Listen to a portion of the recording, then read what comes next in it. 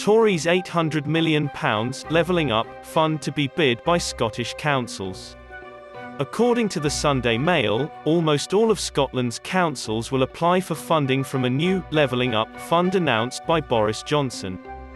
Prime Minister Theresa May's budget proposals were denounced by senior SNP officials as an outright power grab, and Westminster was accused of failing to replace EU funds lost as a consequence of Brexit. However, we can discover that the UK government has already invested £2 billion in projects in Scotland under the controversial agenda that mostly bypasses the Scottish government. The projects include the development of a drones hub at Oban Airport, Edinburgh's Granton Waterfront, Glasgow's Pollok Park, and Aberdeen's city centre, which will get a total of £20 million in funding. The UK government is also funding a community buyout of the Old Forge pub, the most isolated bar in Britain, with a grant of £219,096. More specifically, it's coming from a number of UK government sources including Levelling Up, Community Renewal Fund, Community-Owned Fund, and the UK Shared Prosperity Fund, all of which are based in London.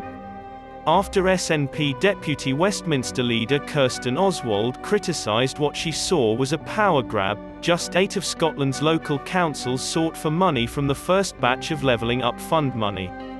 But sources say that almost all councils have put in bids for a second round of money totalling £800 million that will be divided between Scotland, Northern Ireland, and Wales.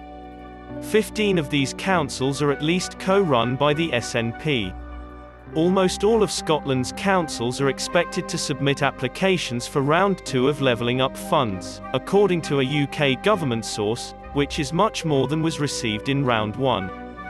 First-year Brexit payments from the UK government were allegedly £151 million less than what the EU would have provided for Scotland.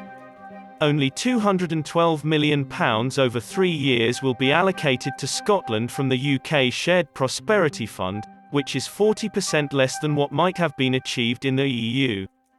The Nats think £162 million per year is needed to replace ERDF and ESF.